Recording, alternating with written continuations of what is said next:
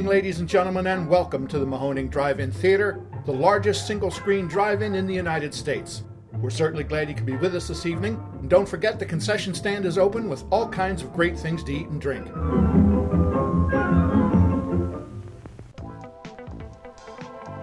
89.3 Mahoning Drive-In Radio, your old friend Virgil back once again for another exciting episode of the podcast. As you guys know, the only podcast dedicated to the love and revival of our beloved drive-in culture.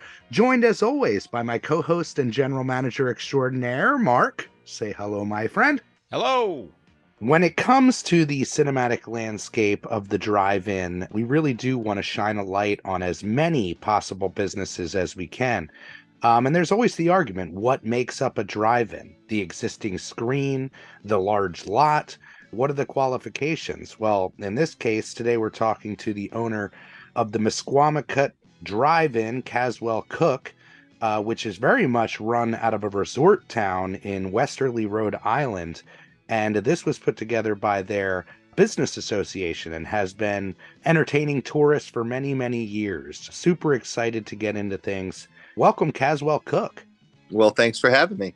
So we were chatting a little bit before we started recording. And with a lot of these podcasts, we have a little bit of history with the owners, with the drive-ins.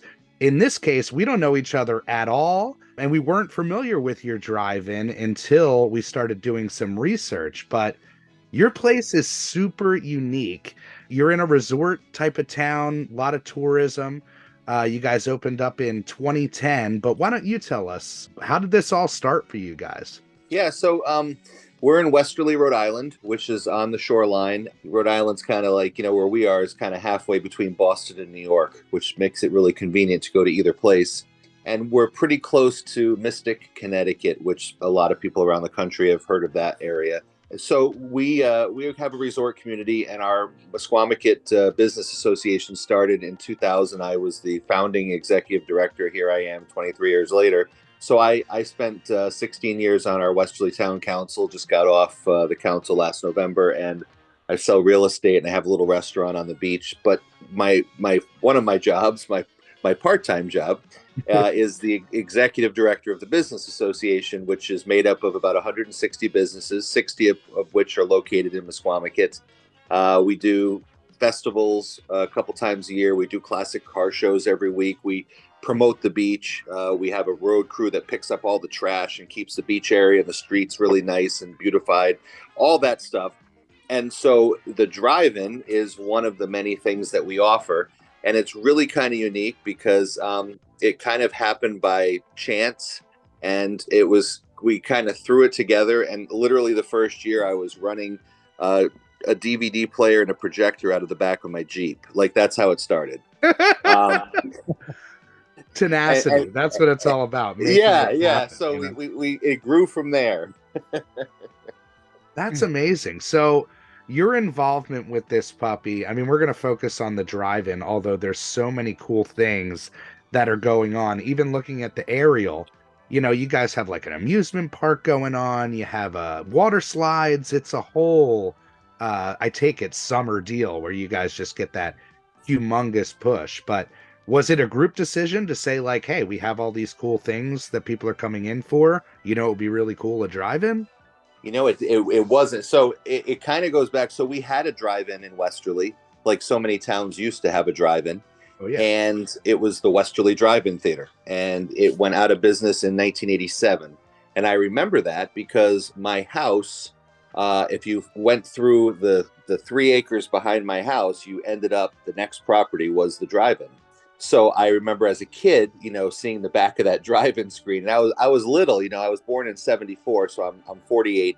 So I was probably like, 10 years old. It was like 1984. I was probably going there. I think I saw Star Trek 3, The Search for Spock. I think I saw maybe like Goonies when it came out, Gremlins maybe. I mean, I remember seeing it, and then the place just died. And I would wait every day for the bus to school, and I had to walk a little bit out past my driveway. I had to stand in front of the dilapidated drive-in sign for years.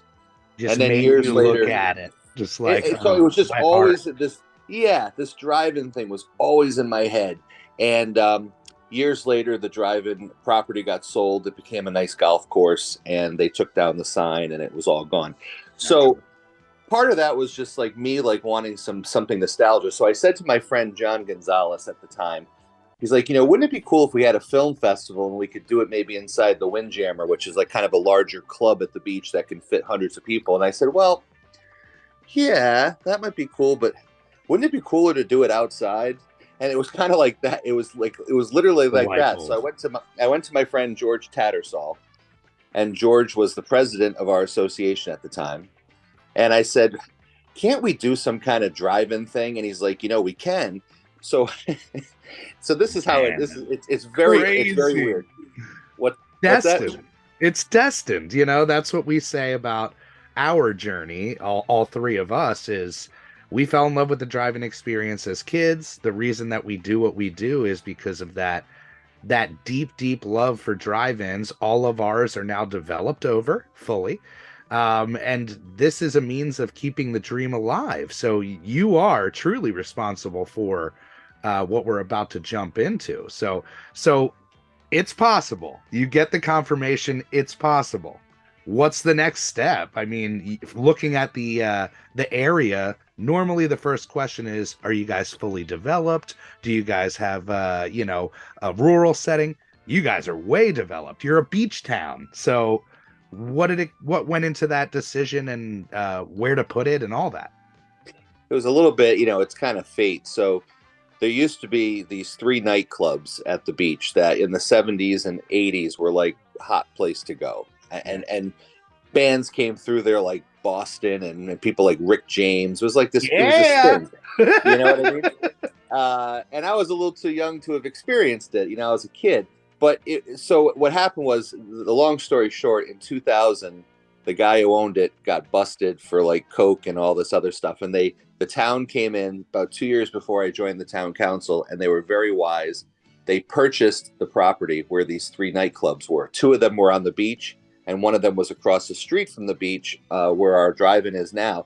Yes. And so when I got on the town council, we basically said, well, we got to take these buildings down. They're dilapidated. So we paved Paradise and put up a parking lot, literally, and we used it. So the parking lots are used for beach parking during the day, and you charge $25-$30, whatever. So then we said, well, we could use like a tourist center where people could stop in and go to the bathroom and get tourist information. So we built a little tourist information center. So that's what it was. And my business association kind of leased the tourist center for the first few years. So it was that property that I was like, geez, this is like it's a parking lot. And after 6 o'clock, when everybody the beach parking's over for the day, this is the place to do it. There. Oh my God. So we went to the town and said, can we do this? And they were like, well, it sounds cool to us. So we had these, because these big festivals we do, we needed to store like water lines and fencing. So we had this big Sealand container, those big green cargo containers. Oh yeah, the monster shipping containers. Yeah. So my friend George said, well, let's do this. Let's stack 2 of them on top of each other, and I'll build you a screen on the front of it. And that's our screen. In looking at it, that was totally what we were thinking, is like, talk about using the materials that you have around you and making it work, where we know after talking to Selby Screens, it's not a small undertaking to build a screen. So you probably saved yourself a small fortune by finding that little trick. But it's really cool. It's the 2 containers, and then off the front, almost like a television, it has like a lift away from the containers and then the screen in front of it.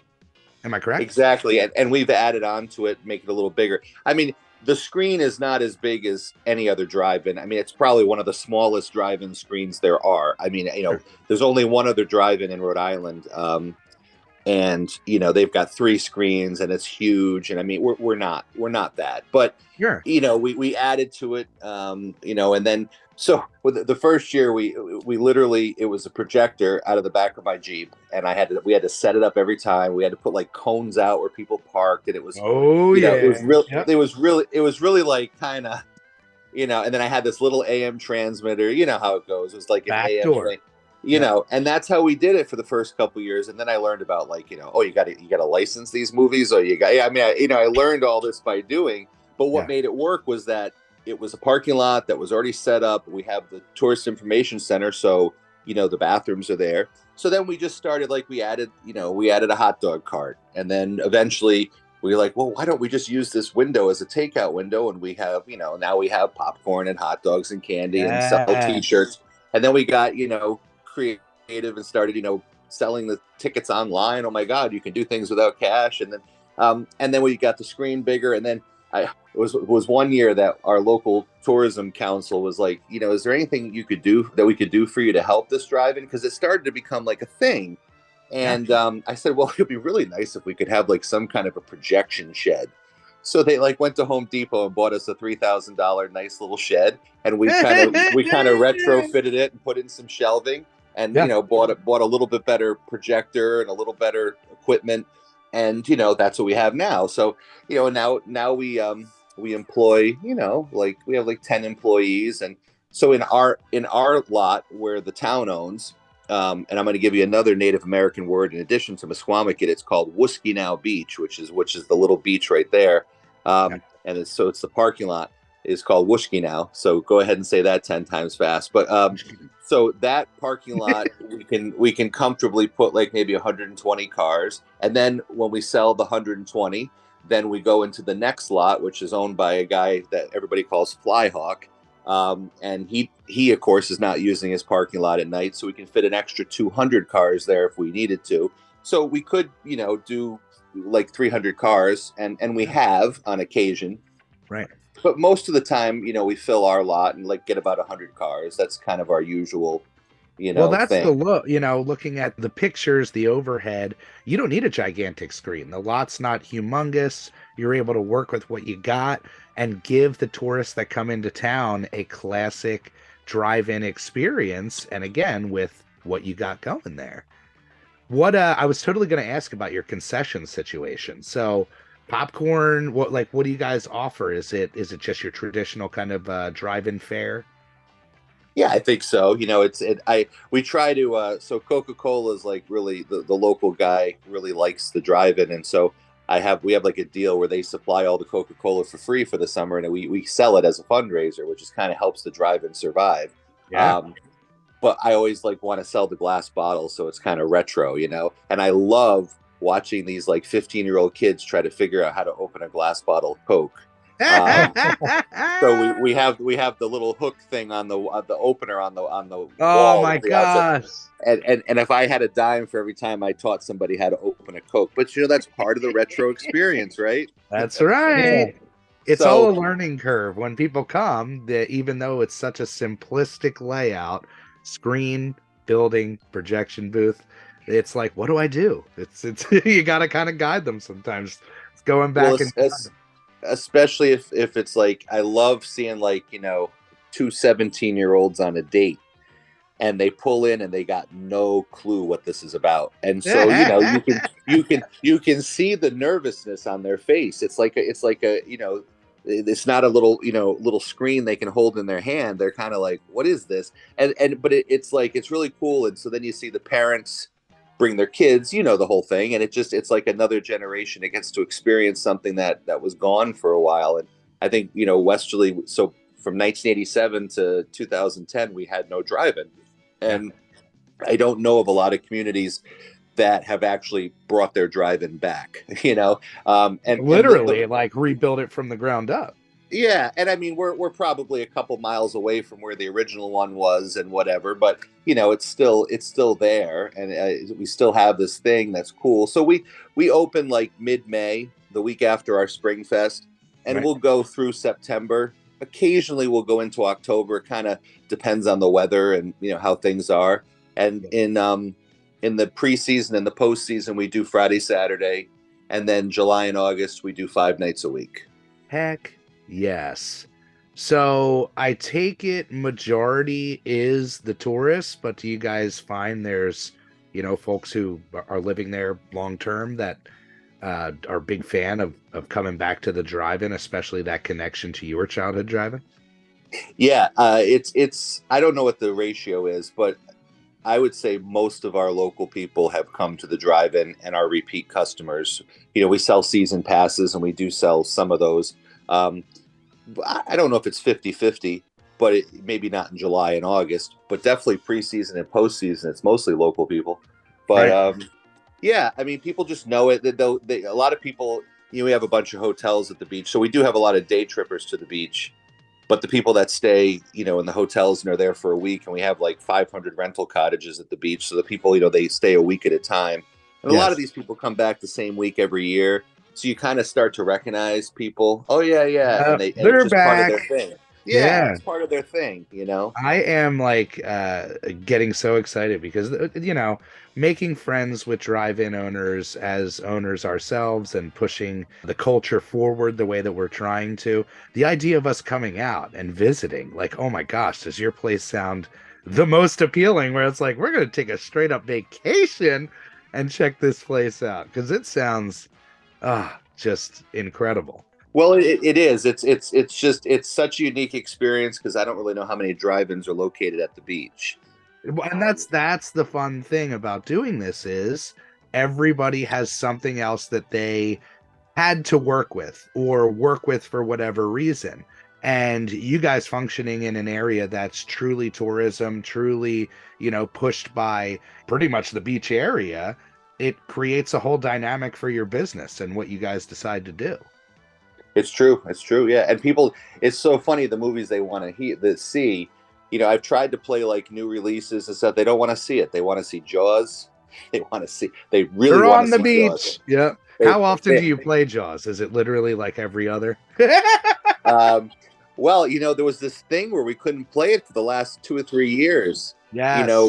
And so it was really, people were like, why aren't you playing Jaws? So we finally have it back this year. I would say, like, we always open the season with Jaws in May. We play it a lot, sometimes even once a week when we get into July and August. I mean, we might do it on a Sunday, not on a Friday night, but Right. it's definitely Jaws, followed by Goonies, followed by Back to the Future, followed by it's the You go with bread and butter. yeah The yeah guaranteed home runs. It's what the families would want to see. Now, are you it doing your own is. booking or do you work with a booker?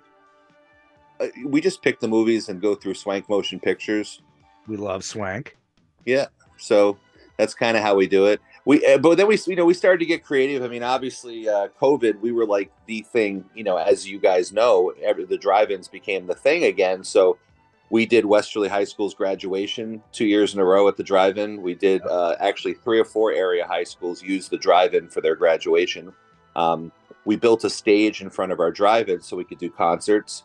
So we even had, like, who do we have?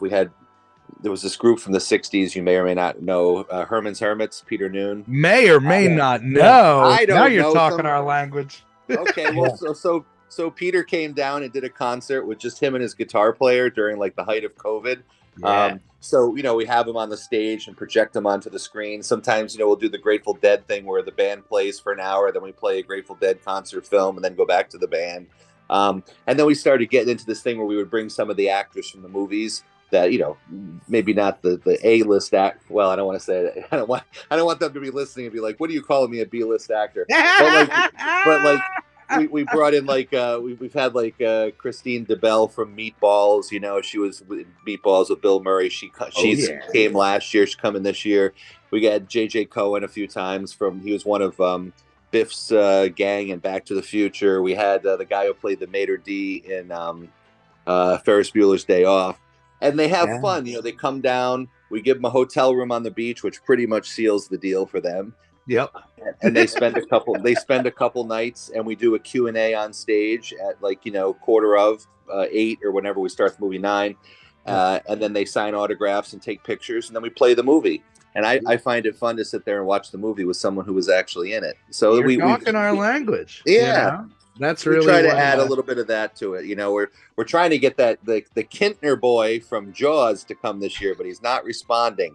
Hey, if you need us to connect the dots, you let us know. Get him for me. He's only up the street. He only lives like a small plane ride away. Yeah, we can definitely connect those dots for sure. Yes, we do all that stuff that a lot of drive-ins already do, but we have fun, and it's a fun thing. You guys have something unique there. Like you said, it's an additional draw. For us, sometimes it's we got to jump the extra hurdle to sell them on what's special about the Mahoning, the fact that we show 35 millimeter, we're a classic house, and, revival cinema and all that stuff. For you, it's like, hey, we're located on the beach and it's going to be a beautiful weekend. Come on Well, out. that's true, and Yeah. also it's giving, like, so if a person comes to stay in one of our 400 hotel rooms or one of our 500 beach cottages, they're here for a few days, and it's like, what do you do? Okay, you're going to sit on the beach during the day, obviously go swimming and do your thing, but Yep. it's like, what is there to do? And so they'll go to, like, Foxwoods or Mohegan Sun Casino, which are in Connecticut, like 20 minutes away. They'll go to the Mystic Seaport or the Mystic Aquarium. They'll go to Newport, Rhode Island, and check out the mansions. They might take a 12-minute plane ride from Westerly to Block Island and check. But, it's like there's things to do, but they want to know what they can do that night or whatever. And the drive-in is like, it's so easy. It's like, you just get in your car and you drive right down the street. And most of the people that, come to stay with us, they're driving their own car. They're not like flying in, and it's that, not that kind of place really. So you drive your own car from wherever you came from. So it works out perfect, and they enjoy it. It's such a sell. It sounds amazing. So, as far as other things going on in the area, it sounds like your plate is incredibly full. If I were somebody who was coming into town, I'm sure this is practically your job. What would you say are kind of the big draws?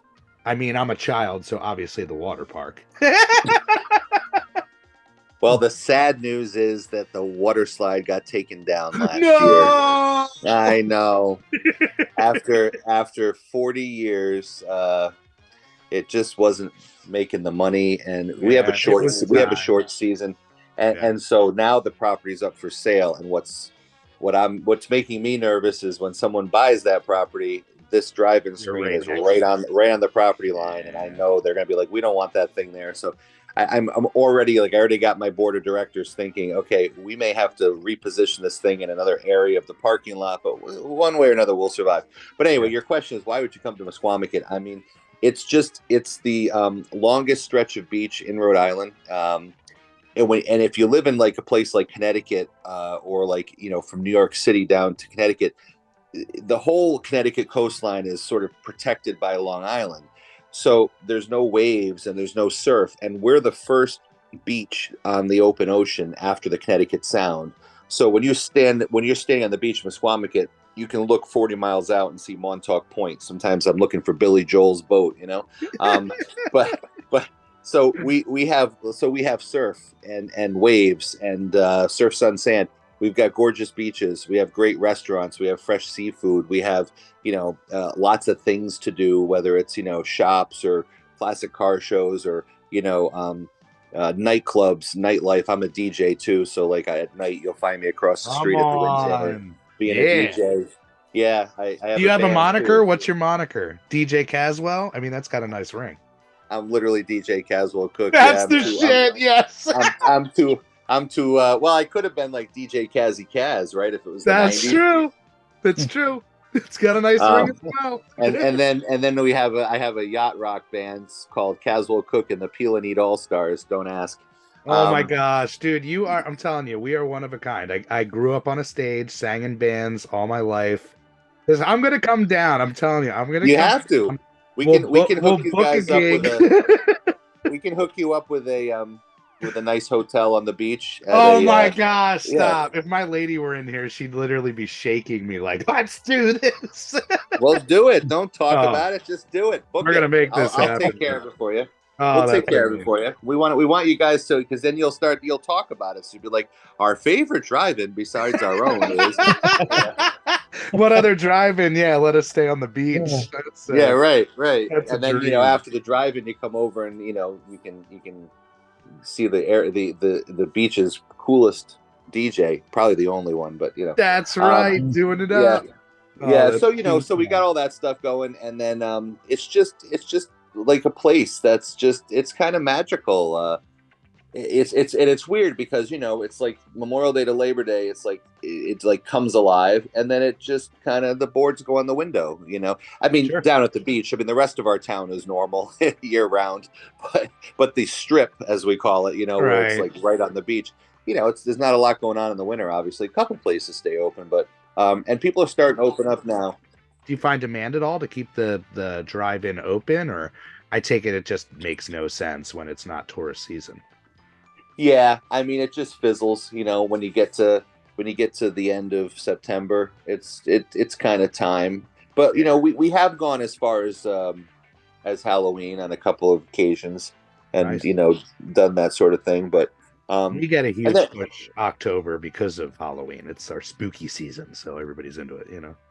I think we find that when you get past September, people's attention turn towards corn stalks and picking apples or something rather than summery stuff.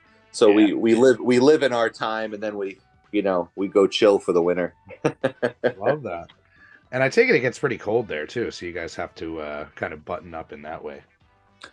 I mean, it's warmer here on the coast than it is most places inland. We don't get a lot of snow, but I mean, yeah, I mean, it was actually nice this winter. I mean, when I say nice, it was like didn't go below the 30s, but except one night it went to -2. But otherwise, yeah, it's not bad along the shore. But it's just when you can't go swimming and stuff, what is there? What else is there to do? And most of these hotels, I mean, they've extended the season now. It was a couple of hotels that actually stayed open until November, so Right. it's getting there. And so yeah, I would love to keep the drive-in going a little bit longer if we could. We're going to try this year to go through to Halloween. That'll be really fun if we can do that. Just play some horror flicks, and then we do Yeah. we always at the beginning of the year, and then again in September we do Rocky Horror Picture Show, and we bring in this group, the RKO Army from like Providence and like Boston. Shadowcast it. Yeah. Yeah, they do that, and we have fun doing that. So we've kind of learned, but it was just interesting because it literally started, in the back of my Jeep, and and It's now it's grown. like, and it has grown. And then during COVID, we went cashless, and then we decided not to go back to cash. So everything's, you go to the website, you can sit in your car and order from the concession stand, come up and it's ready, that kind of Boom. thing. So, Come on. yeah. Well, hit us, DJ Kaz. What do you guys charge for admission to get in? 25 a car. Oh, you do carload pricing. Yeah, why not? I don't want to count people. Hey, that makes total sense in the situation you're in because practically everybody that's in town is a family. So they're getting a Yeah. deal. Yeah, exactly. They are. So we do that, and then our concession prices are pretty, reasonable. I mean, we're not like, it's not like if you go to the That's movie all that theater. matters. The Yeah. AMC Regal people are used to paying $17 for a large popcorn, so 10 is a deal. I don't even think I think we're 6 or something. Yeah, that's right around where we are. Yeah. Yeah, and then a couple bucks for a Hershey bar or whatever, 2, 3, I forgot. I got to look at the prices because I got to figure that out for this year. Yeah. We try not to. We don't want to make people mad, because you don't want to get people saying, "Oh, they're trying to take you for a ride." They're Like I gouging said, us. 25 yeah, bills for the car. That is a great model. I think that's an enticer more than anything. You can't take a family out for $25 anymore anyway. well, we're lucky. I mean, we got really good advertisers on the screen, so we play their commercials, and we make a good amount of money from that, which helps pay most of the expenses. So it works out. And then we do the typical before the movie thing. We have like previews for like an hour, and my friend Chris Walsh and I we go through every old commercial we can possibly find to put up there. And I just found the Michael J. Fox First Kiss McDonald's 1980 commercial. Classic. I don't even think I knew that one existed, and I'm like, holy crap, So we play all those, and then what's that one from the 50s where the guy's like, a woman's like, I need to know how to make a decent cup of coffee or something. Those old Folgers ads where the husband is like berating his wife for making bad Yes. coffee. And then Mrs. Olsen shows up and she's like, dummy, use Folgers. And then their marriage is slightly better after that. Yeah. Yeah. That's what I look for. I look for all those kind of commercials, and You set the stage. we do, and of course, since Coke is a sponsor, like I play the 1970, Hilltop commercial where they're all singing in perfect harmony. That I think those are cool, and so we do that, and then of course, obviously, we have to mix in the commercials with our people that are advertisers, which makes sense to pay the bills. But we mix it in, so it's like a cool experience, and we have we just go through. We basically comb YouTube every year to try to find something fresh. About let's all go to the lobby kind of thing and get ourselves. As long as you got it in there, people will be happy. It's like absolutely when we ask people, or I'm out about wearing the the brand, and they find out about the drive-in. That's all they want to know. Passion Pit, or are you playing Let's All Go to the Lobby? I take it that's not something you guys have to worry about too much, being such a tourist draw, or have you had those experiences where you've had to tap on the windows and calm some people down? We really haven't. I mean, I'd imagine it's not that setting. When you're by a water slide, it's kind of like, all right, let's keep yeah, keep it in your pants. Yeah, let's keep this cool. But I don't know what they're doing in there. But we've had a couple, intoxicated people that we had to escort. But other than that, we've been really lucky at the drive-in without having, knock on wood, it's 13, 14. Yeah, 12, 13, 14, what is it? 13 years, and we haven't had an issue. The worst things that have happened to the drive-in screen were when Superstorm Sandy came up the coast, it knocked the whole thing down, and it was like half in the water, so we had to get a crane and raise money and have it put back. And then we had this thing, I'd never heard of this meteorological term before, but it was called a microburst, where it was literally 15 minutes of hurricane strength winds, and then it was gone.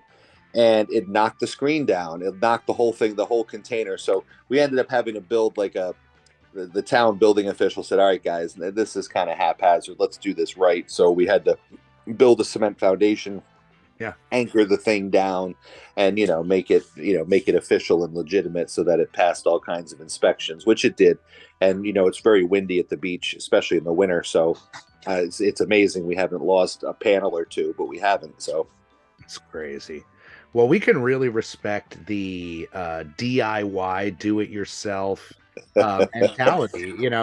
We had a documentary shot about us, and one of the big sells in the documentary is our overcoming the hurdle of digital and finding a way to get a digital picture up on that screen. And it sounds like you were kind of in the same boat. It's like, I have this dream. I am going to figure out any way to make it work, even if I'm the guy that's there running it, even if I'm the guy who has to be booking the films, whatever. It's that type of push that brings these experiences back for the next generation and keeps the drive-in culture alive. And even though you're so different than every other drive-in that we've talked to, it's so amazing to hear that it all boils down to the passion, I think so. And I love the, our staff over the years obviously changes, because we usually get people that, start working for us when they're 14.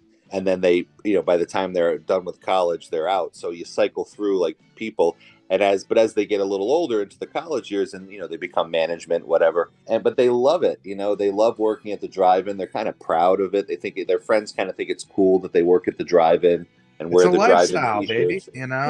It is. Late nights, it is. Getting delusional, cooking hot dogs. It's a thing, And we have a little shed that we have also in addition to the projection shed, where it's like a little green room for when we have the actors. It has a little, you can chill out. It's got air conditioning. Yeah. So there's been a couple nights where after DJing at the Windjammer, Caswell might have crashed in there. Catch a couple Z's. Yeah. Well, that's got to be the perk too, is, I don't know how far that stretches in the whole town, but it sounds like you got your finger in the pies to be able to be like, all right, this is my town. Well, after 16 years on the town council, I feel it's a great place to be, and people are appreciative, and people come up a lot. And if I'm at the store, my kids are always like, "Oh God, Dad, is there someone you don't know?" But they're mostly, it's mostly sometimes people bitch about something, but it's mostly positive stuff. We love what you've done for the community. Oh, we love the drive-in.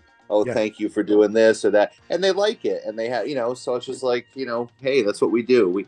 Our job with the business association and what we do at the beach is to create memories. I mean, people always talk about the good old days. These are the good old days that we're creating right now. That's right. Yeah. That's the beauty. What we do, as much as we work to try to keep us rooted in nostalgia and also work to push forward with future thought and new ways of pushing the drive-in, it's inherently nostalgic. As soon as you think about a drive-in, pull onto the lot, that movie strikes up and you're outside under the stars, it takes you back. Even if you're somebody who hasn't experienced it, it takes us back. It's so strange. It's the magic, I think, in the sauce. It is a strange thing because, I mean, I remember the drive-in when I was a kid, but it was obviously on its way out, on its last legs. So I never experienced the drive-in when it was like, the thing in the 50s or the 60s or whatever. Yeah. But it's kind of like, when I was actually thinking about something similar when I went to see Paul McCartney last year at Fenway, and, the lights come on and everyone's singing Hey Jude, 50,000 people. And I'm thinking, I feel nostalgia, but I wasn't even alive when the Beatles were together. It's a drug. It really does. Yeah. And now Hollywood's run by it. Everything's run by it.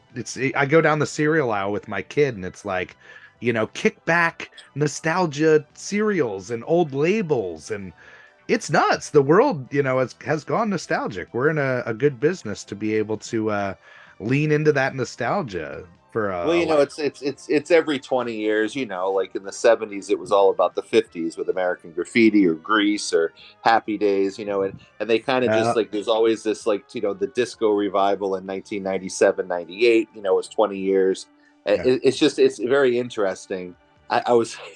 We book entertainment down here for our events, and I we have a certain amount of money. I can't bring in, the biggest stars in the world, but I can usually bring in somebody that had a hit in the 70s or 80s or something. Yeah, what a thrill. Yeah, but I was looking up Vanilla Ice played this is a little cool piece of trivia. So there was a nightclub on the exact spot where the concession stand is, and it used to be called the LA Beach Club. It was an under 21 club. But in its final year before it was done in 1999, it was called the Poseidon Room, and one of the acts that came through was Vanilla Ice. And I remember I didn't book him, but I had a TV show at the time, the Caswell Cooke show. You would love it if you Google that. You'll see my old episodes. It's hilarious. Yes. So Vanilla Ice. So I had to go pick him up at Logan Airport, and anyway. The whole thing is that he was like at the bottom of the barrel playing at this little nightclub in Misquamicut Beach. And I looked him up this year to see how much to bring him to one of our festivals. And the guy's getting like 70 grand. So, wow. So it's nostalgia, right? It's like, who thought that crap would nostalgia. Come fully around. I mean, he's got multiple shows. I heard he's like Bob Vila now, making houses. It's a whole thing, His time is money, But if you bring him back in, you got to play Cold as Ice up on that screen. Just be like, look, come out. We'll play the movie. It'll be the jam. Or we could do Teenage Mutant Ninja Turtles. Oh, my gosh. We're playing it this year. And there you go. We're going to be doing that ninja rap. Ninja rap. I'm going to stick with Goonies and Jurassic Park. And Jaws. Yeah, that's the move. Smarter. I tell you what, though, I don't know what you guys think about Jaws 2, but it draws just as well as Jaws 1 for me. It's good. Oh, dude. It is. We saw a revival screening of 3 and had a blast. And that's crazy. Nobody plays anything other than the original, but 2 is solid. That would make it is solid double feature. And now, as much as I love Michael Caine, I just can't play part 3 because it's just. I know. Without the 3D, it loses its effect. The only reason I was into it because it actually had that pop, I thought that was 4. 4, yeah. 3D. Jaws the Revenge is Michael Caine, the one that that was it. He couldn't accept his Oscar for Hannah and Her Sisters because he was filming Jaws the Revenge. Yeah, well, and it makes a lot of sense that a pissed off shark would follow you down to the Bahamas. Yeah, if he wants revenge, he's getting it. Well, I want to give you the opportunity to plug the theater. Not that we haven't been doing this the whole time, but let people know where they can find all the information about the Misquamicut and all that fun stuff. You guys do socials, all that jazz? So if you go to Facebook, it's Misquamicut Drive-In, or you can just go Misquamicut Beach, and it's Misquamicut. So you could follow the drive-in one or just the beach one, and then we're on Twitter, Instagram, TikTok as just Misquamicut Beach. TikTok, doing it up. Are you running the TikTok? Why not? Why not? No, I'm telling you, you're with the times. You know it. You're a DJ. You know how to do it. With us, it's always like asking the younger crew, like, is this cool enough? Or Well, sometimes like I ask my daughter about certain songs before I play them. That's the move. Because she's 13, so it works out, you know? Yep. And then the website for the drive-in is very simple because nobody can spell Misquamicut. It's just mbadrivein.com. MBA. Good choice. Good choice. Yeah. Every time I said it, I think I fumbled it. We're going to be opening, I think, May 17th. If that's the Friday night, I think it's May 17th with Jaws. And actually, tomorrow, my guy Ron is going down. He's got himself a little one of those thingies so he can paint the screen. So we're gonna repaint the screen starting tomorrow. So Beautiful. Get a little action down there. Yeah, coming in fresh. Why not? You know, that's the way to do it. But we can't afford that really expensive screen paint, so we use like Traffic Island paint. Yeah. Well, hey, I mean, if you're able to repaint it on a regular basis, that'll get you through a season. No joke. Yeah, absolutely. Well, I want to give the guys an opportunity as well to pick your brain. Mark, you got anything for our buddy Kaz? Yeah, well, one thing I just wanted to clarify, you guys are single features, right? We are. That's all we can do. So you don't have the intermission bump that a lot of theaters get. So you do all of your concession pre-show. And no, like right in the middle of the movie, like we just push pause and we just play an intermission. And people get pissed and then they go pee. They take an angry leak. Yes, but then they end up buying stuff because, it's 10 minutes. What are you going to do?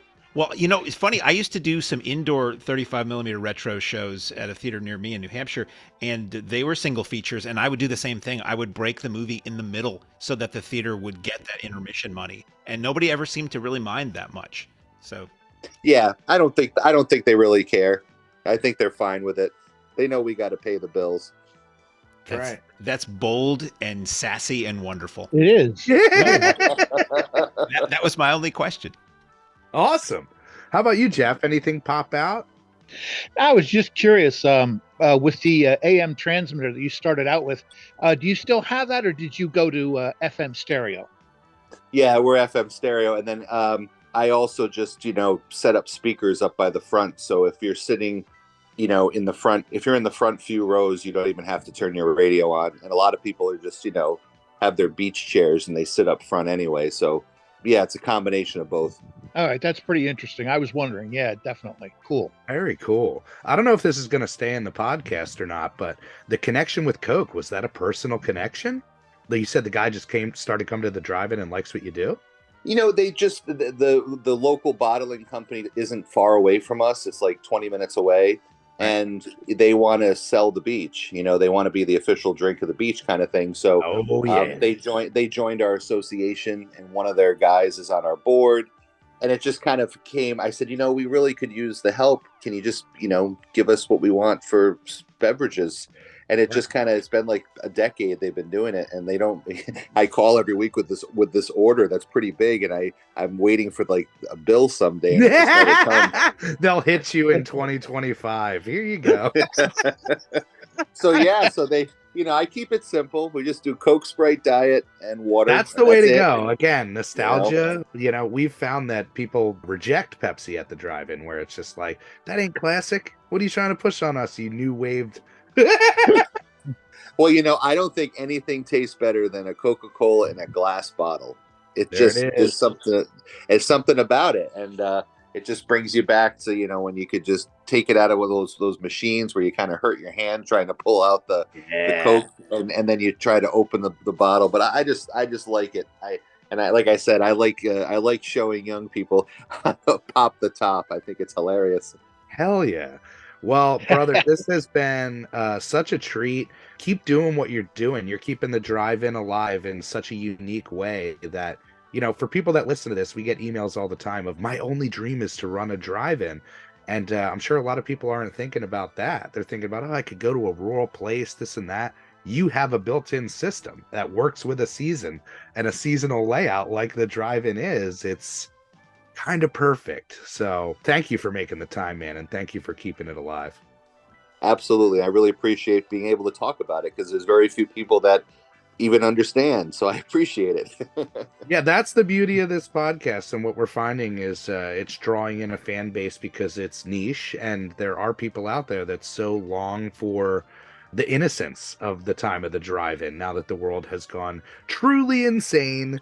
So it's really nice to be able to take a step into the minds of the people that make the magic happen. And it inspires, as guys who run a drive-in, it's got us thinking where it's like, man, Vanilla Ice, I wonder if we could get him for 70. If we can talk him down to 69.5. That's right. It's like, we got to make this work. All right. All I can say is word to your mother. There it is. Well, on that note, Jeff, take it away, my friend. Ladies and gentlemen, thanks again for coming out tonight to the Mahoning Drive-In Theater. We hope you'll come back and see us again real soon. The exit is on the right-hand side of the screen at the front of the field, and most importantly, have a very safe trip home. Good night and God bless you.